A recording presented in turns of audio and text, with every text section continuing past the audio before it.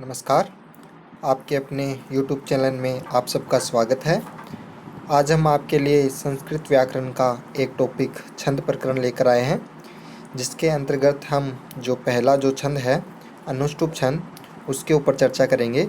तो देखिए इसका लक्षण क्या है कि श्लोके षष्ठम गुरुगेयम, श्लोके षष्ठम गुरुगेयम सर्वत्र लघु पंचमम द्विचतुष्पादयो हर्ष्वम सप्तमम दृग्मन्यो। फिर से देखिए, श्लोके षष्ठम गुरुगेयम सर्वत्र लघु पंचमम द्विचतुष्पादयो हर्ष्वम सप्तमम दृग्मन्यो। ये क्या कहता है कि जो श्लोक होता है उस श्लोक में जो छठा वर्ण होगा, षष्ठम वर्ण होगा, वो हमेशा क्या होगा? गुरु होगा। और जो पांचों वर्ण होगा वह हमेशा क्या होगा? लघु होगा। श्लोक में जो छठा वर्ण होगा वह हमेशा गुरु होगा और जो पांचों वर्ण है वह हमेशा क्या होगा? लघु होगा। फिर उसके अलावा जो अन्य दो चरण और होते हैं उसमें क्या होगा कि द्विचतुष्पादयो हरस्वम, जो सप्तमम, जो सातवां होता है वर्ण, जो सातवां वर्ण होता है उसके अंतर्गत जो दूसरा और चौथा जो चरण है, जो दूसरा और चौथा चरण है, उसमें जो सातवां वर्ण होगा वह क्या होगा? हर्ष्व होगा। दूसरे और चौथे चरण के अंतर्गत जो सातवां वर्ण होगा वह क्या होगा? हर्ष्व होगा और दीर्घम अन्य हो। और जो पहला और जो तीसरा पाद बच गया उसके अंतर्गत जो सातवां होगा वह क्या होगा? गुरु होगा। तो देखिए फिर से समझिए कि जो श्लोक होगा हमारे पास वह चार भागों में विभक्त होगा। उसमें से जो पांचों वर्ण होगा वह हमेशा क्या होगा? वह पांचों वर्ण हमेशा लघु होगा। और जो छठा वर्ण होगा वह हमेशा क्या होगा? गुरु होगा। और जो उसके बाद बच गया जो सातवां वर्ण है, वह सातवां वर्ण पहले और तीसरे के अंतर्गत तो हमेशा क्या होगा? गुरु होगा। और जो बाकी बचा हुआ दूसरा और चौथा है उसके अंतर्गत हमेशा क्या होगा? लघु होगा। इसी प्रकार हमने जो लक्षण है उसी को भी इसी प्रकार से हमने अलग जो कलर है उसे डिनोट किया है। आप देख सकते हैं कि प्रत्येक में इसमें कुल वर्णों की संख्या देखें तो वर्णों की संख्या तो इसमें कुल होगी 32। कुल कितनी होगी? 32 होगी। तो देखिए किस प्रकार, देखिए यहाँ से श्लोके, इसमें जो आधा वर्ण है इसको हम नहीं गिनेंगे। तो लोके 2, षष्ठम 2, 4, गुरु 6 और गेयम 8। इस प्रकार 8 यहाँ पर हो गई पहले में, 8 आगे वाले में, 16, 8 नीचे वाले में और 8 आगे वाले में। इस प्रकार कितने होंगे? 32 वर्ण होंगे। अब इसमें इसको क्या कर दिया? इसको चार भागों में बांट दिया। इसको कितने भागों में बांट दिया? चार भागों में बांट दिया। अब देखिए इसकी हम बात करते हैं। ये कहता है कि जो पंचम वर्ण होगा वह हमेशा क्या होगा? लघु होगा। हम लक्षण के अंतर्गत ही पहला जो हम उदाहरण मानकर चल रहे हैं। तो देखिए जो इसमें जो पांचों वर्ण होगा 1, 2, 3, 4 और ये 5 गु, तो इसमें क्या होगा? ये हमेशा क्या होगा? हर्ष्व होगा। तो ये हमने कर दिया इस पर हर्ष्व है। फिर आगे क्या होगा? षष्ठम गुरु, तो जो छठा वर्ण होगा वह क्या होगा? गुरु होगा। तो ये हमने इसको कर दिया गुरु। ये गुरु क्यों होगा? क्योंकि ये हमें दिखने में तो क्या लग रहा है? ये हर्स्व लग रहा है ना? दिखने में तो हर्स्व लग रहा है, लेकिन आगे क्या है? संयुक्त वर्ण होने के कारण ये जो पहला वाला जो वर्ण होता है वह क्या हो जाता है? गुरु हो जाता है। यदि हमारे पास आगे वाला जो वर्ण है वह हर्स्व मिले तो भी जो पहले वाला जो वर्ण होगा वह गुरु हो जाएगा। ये रू यहाँ पर हर्स्व है, लेकिन आगे गे, ये क्या है? संयुक्त वर्ण होने के कारण ये यहाँ पर क्या हो गया? गुरु हो गया। और गे ये भी क्या हो जाएगा? ये आगे आने के कारण ये क्या हो जाएगा? ये गुरु हो जाएगा। ये भी क्या हो जाएगा? गुरु हो गया। तो हमारे पास स्थिति क्या बन गई? लघु गुरु गुरु। ये हो गया हमारा 7 तक का। फिर 8वां जो वर्ण है यम, ये रह जाएगा हमारा खाली, क्योंकि हमें सिर्फ वर्ण लेना है 5वां, 6ठा और 7वां। ये हमारी ये स्थिति आ गई। फिर आगे देखिए सर्वत्र लघु पंचमम। ये सर्वत्र लघु पंचमम, पहला, दूसरा, तीसरा, चौथा, पांचवा। फिर हमारे पास देखो ये क्या आ रहा है? लघु आ रहा है। तो ये क्या हो गया? लघु हो गया। फिर उसके बाद पंच, पंच में ये पै है, ये भी क्या है? लघु है, लेकिन इसके आगे हर्ष्व वर्ण होने के कारण ये भी क्या हो जाएगा? गुरु हो जाएगा। क्या हो जाएगा? गुरु हो जाएगा। फिर इसके बाद देखिए जो आगे हमारा जो च है वह च है, इसके आगे न कोई संयुक्त वर्ण है न ही इसके आगे बाद ह्रस्व वर्ण है, तो ये हमारा गुरु का गुरु रह जाएगा। तो हमारे पास स्थिति आ गई लघु गुरु लघु की। फिर आगे देखिए जो हमारा जो है द्विचतुष्पादयो ह्रस्वम, द्विचतुष्पादयो ह्रस्वम, ये देखिए ये क्या है कि देखिए 1 2 3 4, ये हमारे 4 वर्ण हो गए। इसमें जो पांचों वर्ण है वह क्या होगा कि हमेशा क्या होगा लघु होगा, ये हमने कर दिया लघु। फिर इसके बाद यो, इसके आगे क्या हो गया यो, तो ये यो क्या है, ये भी क्या है गुरु है, क्या है गुरु है, तो इसको भी हमने कर दिया गुरु। फिर इसके आगे स है, ये क्या है, ये ह्रस्व वर्ण है, इससे पहला वाला वर्ण क्या हो जाएगा, ये भी क्या हो जाएगा गुरु हो जाएगा। तो हमारे पास इसकी क्या स्थिति आ गई लघु गुरु गुरु। फिर इसके आगे वह, इसको हम खाली छोड़ देंगे क्योंकि ये 8वां वर्ण है, ये हमारा कोई काम आने वाला नहीं है। फिर आगे स पे चलते अपन सप्तमम पर, 1 2 3 4, 4 वर्ण तक सब ठीक है। पांचवा हमेशा क्या होगा लघु होगा, तो घ इसमें क्या हो जाएगा लघु हो जाएगा। ये देखिए ये जो ऊपर रै लगा हुआ है ये ध से पहले आएगा, ये ध से पहले आएगा, तो ये क्या हो गया हमारा लघु हो गया। फिर उसके बाद मैं आएगा, मैं के आगे क्या है, आगे ह्रस्व वर्ण है, तो ये मैं क्या हो जाएगा गुरु हो जाएगा। और इसके बाद जो न है इसके अंदर क्या हो जाएगा, ये यह है, ये भी क्या हो जाएगा लघु हो जाएगा। तो हमारे पास ये स्थिति बन गई। अब देखिए जो हमारा जो उसमें जो लक्षण था उसके अंतर्गत हमने क्या बताया कि जो हमेशा जो पांचों वर्ण होगा वह क्या होगा हमेशा लघु होगा। तो देखिए पांचों वर्ण लघु लघु लघु लघु, ये आपने देखा पांचों वर्ण हमेशा लघु होगा, ये लघु हो गया। छठा वर्ण हमेशा क्या होगा गुरु होगा, गुरु गुरु गुरु गुरु।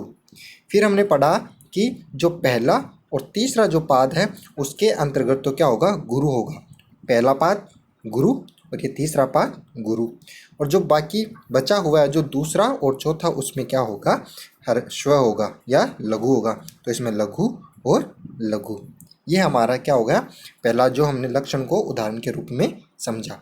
अब देखिए इसकी हम विशेषता को इस प्रकार भी समझ सकते हैं, किस प्रकार से, देखिए इसमें किस प्रकार से नियम काम करते हैं कि इसके प्रत्येक चरण में कुल कितने 8 पद होंगे, कितने पद होंगे 8, जो हमने अभी चर्चा की थी कि 8 8 8 और 8 कुल मिलाकर 32 होंगे।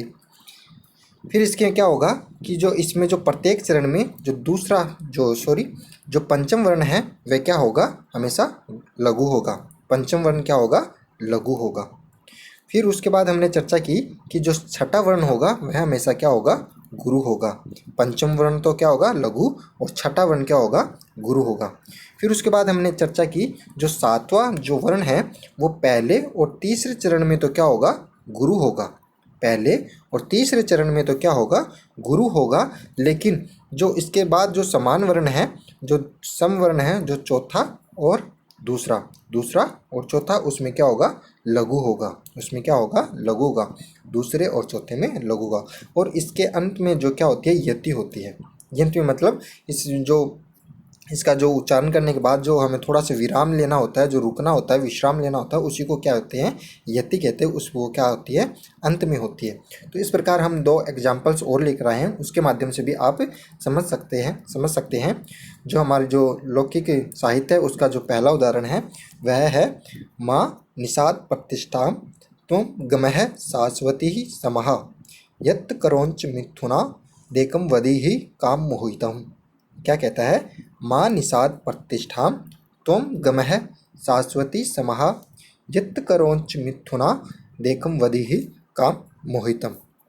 ये क्या कहता है, देखिए इसका भी हम उसी प्रकार से गणपूर्ति करते हैं। देखिए पहला दूसरा तीसरा और चौथा ये 4 हो गए, हमारे किसी काम के नहीं आने वाले। पांचवा देखिए पांचों में पहला क्या है ये क्या हो जाएगा लघु, पांचवा क्या होगा हमेशा लघु होगा, तो ये हमने कर दिया इसको लघु।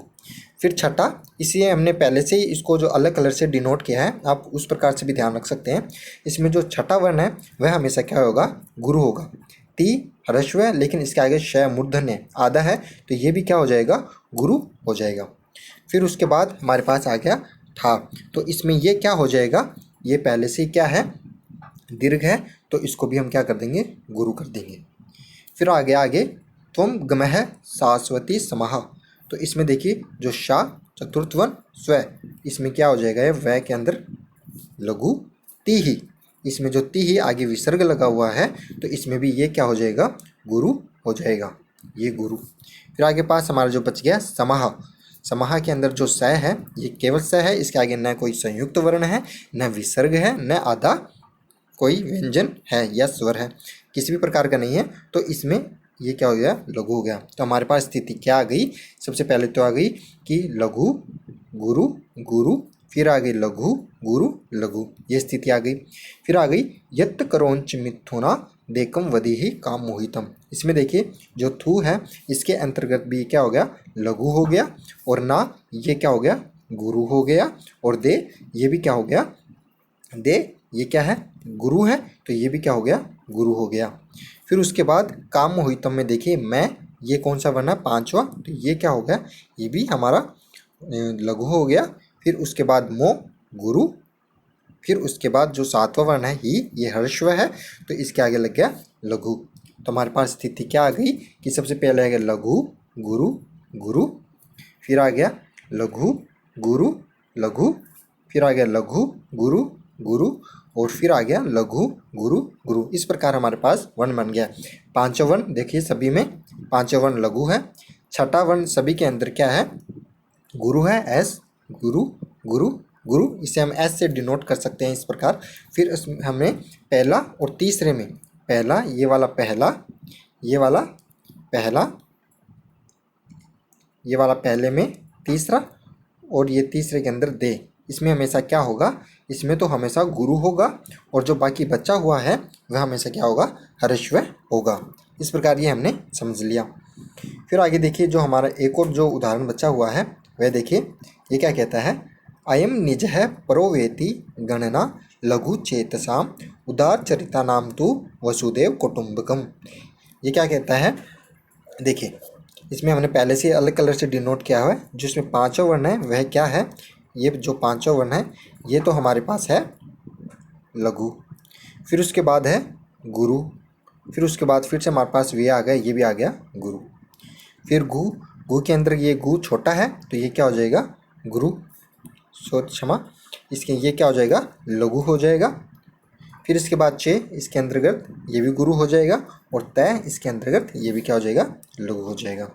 फिर हमारे पास यहाँ पर तो उदार चरिता नाम तू, तो इसमें री के अंदर ये री छोटी है तो लघु, ता बड़ा है तो गुरु, और नाम तो ये भी क्या हो जाएगा, गुरु हो जाएगा। फिर आगे हमारे पास आ गया कुटुंबकम, क्या आ गया, कुटुंबकम, तो इसमें देखिए कु छोटा है, फिर टू, फिर इस टू के अंतर्गत आगे क्या है, मैं है, मैं क्या है, ह्रस्व है, तो आगे वाला क्या हो जाएगा, गुरु हो जाएगा, ये गुरु। फिर बै, तो ये भी हमारे पास ऐसी स्थिति आ जाएगी, बै, इसके आगे ना कोई ह्रस्व है ना कोई गुरु वर्ण है, किसी प्रकार का नहीं है, तो ये भी क्या हो जाएगा, लघु हो जाएगा। इसी प्रकार ये था पै के लघु गुरु और लघु गुरु और गुरु, वे गुरु, तो इस प्रकार की हमारे पास ये स्थिति आ गई। इस प्रकार आप अन्य जो उदाहरण हैं उनके ऊपर भी लघु गुरु का वर्ण का निर्धारण कर सकते हैं, गणपूर्ति कर सकते हैं। इस प्रकार आप ये ध्यान रखिए कि जो पांचवा होगा, जो पांचवा वर्ण होगा प्रत्येक चरण का, वह तो होगा हर्षव, छठा वर्ण गुरु होगा, सातवें में जो सातवां वर्ण होगा वह पहले, और तीसरे में तो हमेशा क्या होगा, गुरु होगा, लेकिन दूसरे और चौथे में हमेशा क्या होगा, हर्षव होगा या लघु होगा। धन्यवाद।